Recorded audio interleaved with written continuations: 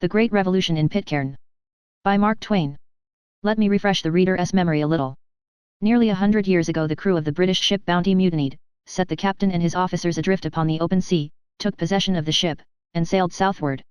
They procured wives for themselves among the natives of Tahiti, then proceeded to a lonely little rock in mid-Pacific, called Pitcairn's Island, wrecked the vessel, stripped her of everything that might be useful to a new colony, and established themselves on shore. Pitcairn's is so far removed from the track of commerce that it was many years before another vessel touched there. It had always been considered an uninhabited island, so when a ship did at last drop its anchor there, in 1808, the captain was greatly surprised to find the place peopled.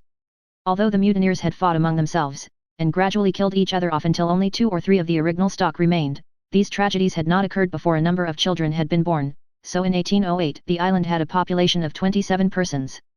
John Adams, the chief mutineer, still survived, and was to live many years yet, as governor and patriarch of the flock. From being mutineer and homicide, he had turned Christian and teacher, and his nation of 27 persons was now the purest and devoutest in Christendom. Adams had long ago hoisted the British flag and constituted his island an appanage of the British crown. Today the population numbers 90 persons, 16 men, 19 women, 25 boys, and 30 girls, all descendants of the mutineers, all bearing the family names of those mutineers, and all speaking English, and English only. The island stands high up out of the sea, and has precipitous walls. It is about 3/4 of a mile long, and in places is as much as half a mile wide. Such arable land as it affords is held by the several families, according to a division made many years ago.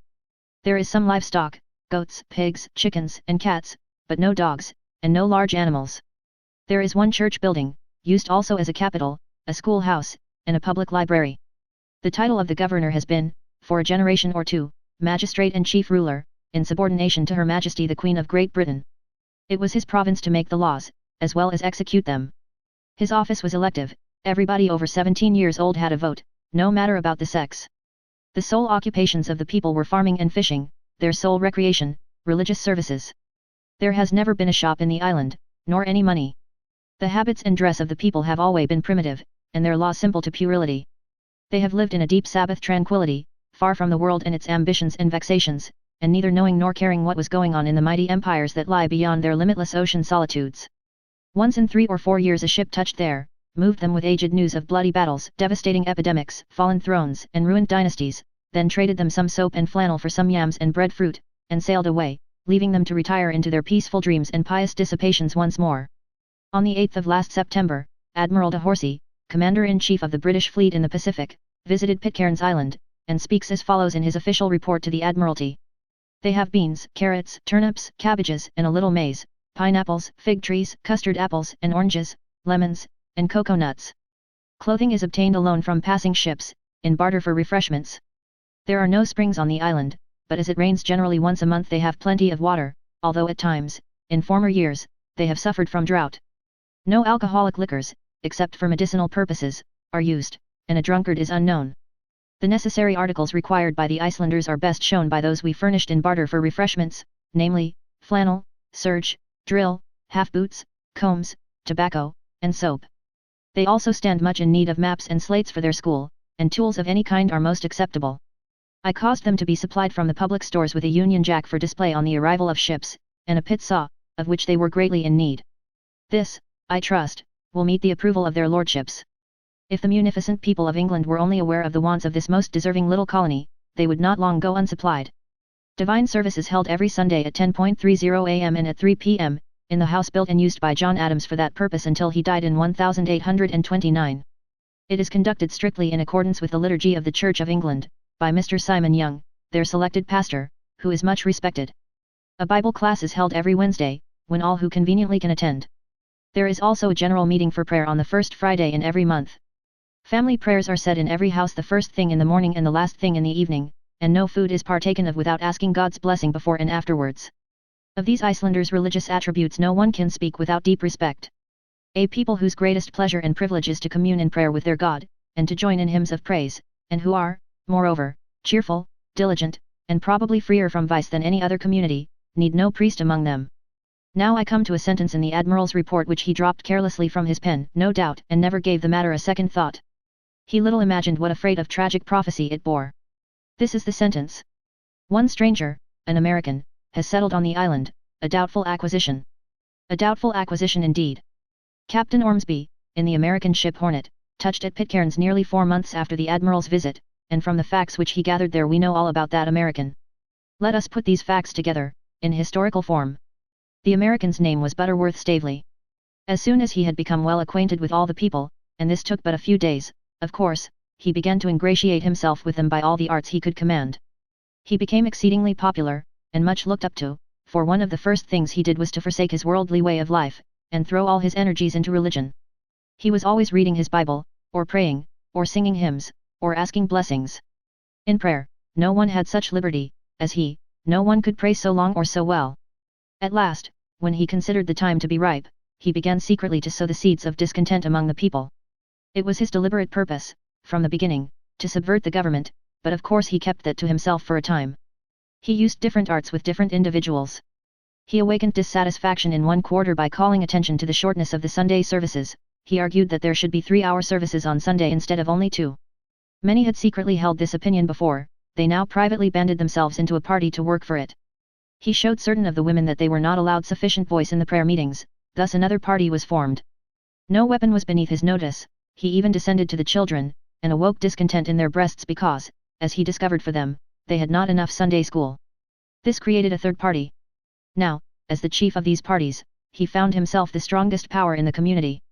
So he proceeded to his next move, a no less important one than the impeachment of the chief magistrate, James Russell Nicoy, a man of character and ability, and possessed of great wealth, he being the owner of a house with a parlour to it, 3 acres and a half of yam land, and the only boat in Pitcairns, a whaleboat, and, most unfortunately, a pretext for this impeachment offered itself at just the right time.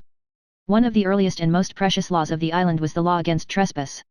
It was held in great reverence, and was regarded as the palladium of the people's liberties. About 30 years ago an important case came before the courts under this law, in this wise: a chicken belonging to Elizabeth Young, aged, at that time, 58, a daughter of John Mills, one of the mutineers of the Bounty, trespassed upon the grounds of Thursday October Christian, aged 29, a grandson of Fletcher Christian, one of the mutineers. Christian killed the chicken. According to the law, Christian could keep the chicken, or, if he preferred, he could restore its remains to the owner, and receive damages and produce to an amount equivalent to the waste and injury wrought by the trespasser. The court records set forth that the said Christian aforesaid did deliver the aforesaid remains to the said Elizabeth Young, and did demand 1 bushel of yams in satisfaction of the damage done. But Elizabeth Young considered the demand exorbitant, the parties could not agree, therefore Christian brought suit in the courts. He lost his case in the justice's court, at least, he was awarded only a half peck of yams, which he considered insufficient, and in the nature of a defeat. He appealed. The case lingered several years in an ascending grade of courts, and always resulted in decrees sustaining the original verdict, and finally the thing got into the Supreme Court, and there it stuck for 20 years. But last summer, even the Supreme Court managed to arrive at a decision at last. Once more the original verdict was sustained. Christian then said he was satisfied, but Staveley was present, and whispered to him and to his lawyer, suggesting, as a mere form, that the original law be exhibited, in order to make sure that it still existed. It seemed an odd idea, but an ingenious one. So the demand was made. A messenger was sent to the magistrate's house, he presently returned with the tidings that it had disappeared from among the state archives. The court now pronounced its late decision void, since it had been made under a law which had no actual existence. Great excitement ensued, immediately. The news swept abroad over the whole island that the palladium of the public liberties was lost, may be treasonably destroyed. Within 30 minutes almost the entire nation were in the courtroom, that is to say, the church. The impeachment of the chief magistrate followed, upon Staveley's motion. The accused met his misfortune with the dignity which became his great office. He did not plead, or even argue, he offered the simple defense that he had not meddled with the missing law, that he had kept the Stato archives in the same candle box that had been used as their depository from the beginning, and that he was innocent of the removal or destruction of the lost document. But nothing could save him, he was found guilty of misprision of treason, and degraded from his office, and all his property was confiscated. The lamest part of the whole shameful matter was the reason suggested by his enemies for his destruction of the law, to wit, that he did it to favour Christian, because Christian was his cousin. Whereas Staveley was the only individual in the entire nation who was not his cousin. The reader must remember that all of these people are the descendants of half a dozen men, that the first children intermarried together and bore grandchildren to the mutineers, that these grandchildren intermarried, after them, great and great-great-grandchildren intermarried, so that today everybody is blood kin to everybody. Moreover, the relationships are wonderfully, even astoundingly, mixed up and complicated. A stranger, for instance, says to an islander, "You speak of that young woman as your cousin, a while ago you called her your aunt. Well, she is my aunt, and my cousin too. And also my stepsister, my niece, my 4th cousin, my 33rd cousin, my 42nd cousin, my great-aunt, my grandmother, my widowed sister-in-law, and next week she will be my wife. So the charge of nepotism against the chief magistrate was weak. But no matter, weak or strong, it suited Stavely. Stavely was immediately elected to the vacant magistracy, and, oozing reform from every pore, he went vigorously to work. In no long time religious services raged everywhere and unceasingly. By command, the second prayer of the Sunday morning service, which had customarily endured some 35 or 40 minutes, and had pleaded for the world, first by continent and then by national and tribal detail, was extended to an hour and a half, and made to include supplications in behalf of the possible peoples in the several planets. Everybody was pleased with this. Everybody said, "Now, this is something like." By command, the usual 3-hour sermons were doubled in length. The nation came in a body to testify their gratitude to the new magistrate. The old law forbidding cooking on the Sabbath was extended to the prohibition of eating, also. By command, Sunday school was privileged to spread over into the week. The joy of all classes was complete. In one short month the new magistrate was become the people's idol. The time was ripe for this man's next move. He began, cautiously at first, to poison the public mind against England. He took the chief citizens aside, one by one, and conversed with them on this topic. Presently he grew bolder, and spoke out. He said the nation owed it to itself, to its honor, to its great traditions, to rise in its might and throw off this galling English yoke. But the simple Icelanders answered. We had not noticed that it galled. How does it gall? England sends a ship once in 3 or 4 years to give us soap and clothing, and things which we sorely need and gratefully receive, but she never troubles us, she lets us go our own way. She lets you go your own way. So slaves have felt and spoken in all the ages. This speech shows how fallen you are, how base, how brutalized, you have become, under this grinding tyranny. What? Has all manly pride forsaken you? Is liberty nothing? Are you content to be a mere appendage to a foreign and hateful sovereignty, when you might rise up and take your rightful place in the august family of nations, great, free, enlightened, independent, the minion of no sceptred master but the arbiter of your own destiny, and a voice and a power in decreeing the destinies of your sister sovereignties of the world? Speeches like this produced an effect by and by. Citizens began to feel the English yoke. They did not know exactly how or whereabouts they felt it, but they were perfectly certain they did feel it. They got to grumbling a good deal, and chafing under their chains, and longing for relief and release. They presently fell to hating the English flag, that sign and symbol of their nation's degradation. They ceased to glance up at it as they passed the capital, but averted their eyes and grated their teeth, and one morning, when it was found trampled into the mud at the foot of the staff, they left it there, and no man put his hand to it to hoist it again. A certain thing which was sure to happen sooner or later happened now. Some of the chief citizens went to the magistrate by night, and said, "We can endure this hated tyranny no longer. How can we cast it off? By a coup d'état." "How? A coup d'état? It is like this, everything is got ready, and at the appointed moment I, as the official head of the nation, publicly and solemnly proclaim its independence, and absolve it from allegiance to any and all other powers whatsoever." That sounds simple and easy. We can do that right away. Then what will be the next thing to do? Seize all the defenses and public properties of all kinds, establish martial law, put the army and navy on a war footing, and proclaim the empire. This fine program dazzled these innocents. They said, "This is grand, this is splendid, but will not England resist? Let her. This rock is a Gibraltar." True. But about the empire? Do we need an empire, and an emperor? What you need, my friends, is unification. Look at Germany, look at Italy. They are unified. Unification is the thing. It makes living dear. That constitutes progress. We must have a standing army and a navy. Taxes follow, as a matter of course. All these things summed up make grandeur. With unification and grandeur, what more can you want? Very well, only the empire can confer these boons. So on the 8th day of December Pitcairn's Island was proclaimed a free and independent nation, and on the same day the solemn coronation of Butterworth I, Emperor of Pitcairn's Island took place, amid great rejoicings and festivities. The entire nation, with the exception of 14 persons, mainly little children, marched past the throne in single file with banners and music, the procession being upwards of 90 feet long, and some said it was as much as 3/4 of a minute passing a given point. Nothing like it had ever been seen in the history of the island before. Public enthusiasm was measureless. Now straightway imperial reforms began. Orders of nobility were instituted. A minister of the navy was appointed, and the whaleboat put in commission. A minister of war was created, and ordered to proceed at once with the formation of a standing army. A first lord of the treasury was named and commanded to get up a taxation scheme, and also open negotiations for treaties, offensive, defensive, and commercial, with foreign powers. Some generals and admirals were appointed, also some chamberlains, some equerries in waiting, and some lords of the bedchamber. At this point all the material was used up. The Grand Duke of Galilee, Minister of War, complained that all the 16 grown men in the empire had been given great offices, and consequently would not consent to serve in the ranks, wherefore his standing army was at a standstill. The Marquis of Ararat, Minister of the Navy, made a similar complaint. He said he was willing to steer the whaleboat himself, but he must have somebody to man her. The emperor did the best he could in the circumstances. He took all the boys above the age of 10 years away from their mothers, and pressed them into the army, thus constructing a corps of 17 privates, officered by 1 lieutenant general and 2 major generals. This pleased the Minister of War, but procured the enmity of all the mothers in the land, for they said their precious ones must now find bloody graves in the fields of war, and he would be answerable for it. Some of the more heartbroken and inappeasable among them lay constantly in wait for the emperor and threw yams at him unmindful of the bodyguard. On account of the extreme scarcity of material, it was found necessary to require the Duke of Bethany, Postmaster General, to pull stroke oar in the navy, and thus sit in the rear of a noble of lower degree, namely, Viscount Canaan, Lord Justice of the Common Pleas. This turned the Duke of Bethany into a tolerably open malcontent and a secret conspirator, a thing which the emperor foresaw, but could not help. Things went from bad to worse. The emperor raised Nancy Peters to the peerage on one day, and married her the next, notwithstanding, for reasons of state, the cabinet had strenuously advised him to marry Emmeline, eldest daughter of the Archbishop of Bethlehem. This caused trouble in a powerful quarter, the Church.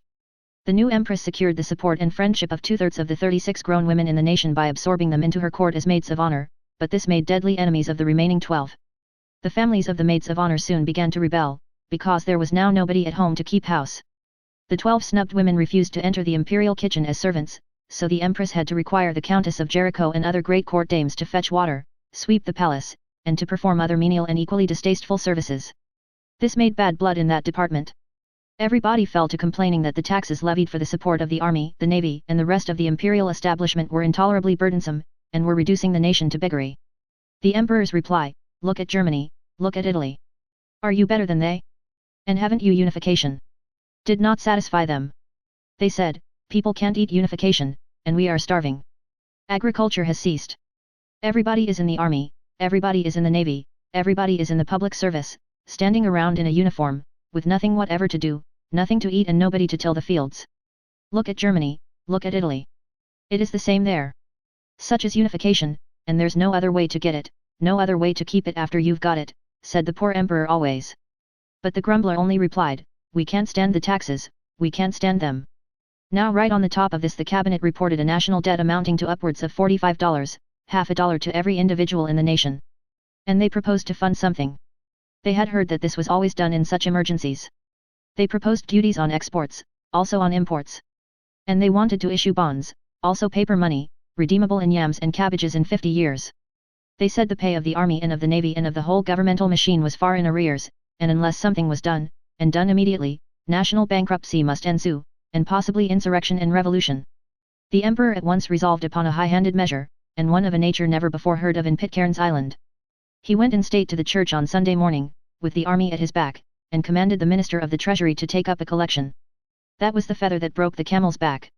First one citizen, and then another, rose and refused to submit to this unheard of outrage, and each refusal was followed by the immediate confiscation of the malcontents' property. This vigor soon stopped the refusals, and the collection proceeded amid a sullen and ominous silence. As the emperor withdrew with the troops, he said, I will teach you who is master here. Several persons shouted, down with unification. They were at once arrested and torn from the arms of their weeping friends by the soldiery. But in the meantime, as any prophet might have foreseen, a social democrat had been developed. As the emperor stepped into the gilded imperial wheelbarrow at the church door, the social democrat stabbed at him 15 or 16 times with a harpoon, but fortunately with such a peculiarly social democratic unprecision of aim as to do no damage. That very night the convulsion came. The nation rose as one man, though 49 of the revolutionists were of the other sex. The infantry threw down their pitchforks, the artillery cast aside their cocoa-nuts, the navy revolted, the emperor was seized, and bound hand and foot in his palace. He was very much depressed. He said, I freed you from a grinding tyranny, I lifted you up out of your degradation, and made you a nation among nations, I gave you a strong, compact, centralized government, and, more than all, I gave you the blessing of blessings, unification. I have done all this, and my reward is hatred, insult, and these bonds. Take me, do with me as ye will. I here resign my crown and all my dignities, and gladly do I release myself from their too heavy burden. For your sake I took them up, for your sake I lay them down. The imperial jewel is no more, now bruise and defile as ye will the useless setting. By a unanimous voice the people condemned the ex-emperor and the social democrat to perpetual banishment from church services, or to perpetual labor as galley slaves in the whaleboat, whichever they might prefer. The next day the nation assembled again, and rehoisted the British flag, reinstated the British tyranny, reduced the nobility to the condition of commoners again, and then straightway turned their diligent attention to the weeding of the ruined and neglected yam patches, and the rehabilitation of the old useful industries and the old healing and solacing pieties. The ex-emperor restored the lost trespass law, and explained that he had stolen it, not to injure anyone, but to further his political projects. Therefore the nation gave the late chief magistrate his office again, and also his alienated property. Upon reflection, the ex-emperor and the social democrat chose perpetual banishment from religious services, in preference to perpetual labor as galley slaves with perpetual religious services, as they phrased it, wherefore the people believed that the poor fellows' troubles had unseated their reason, and so they judged it best to confine them for the present. Which they did. Such is the history of Pitcairn's doubtful acquisition.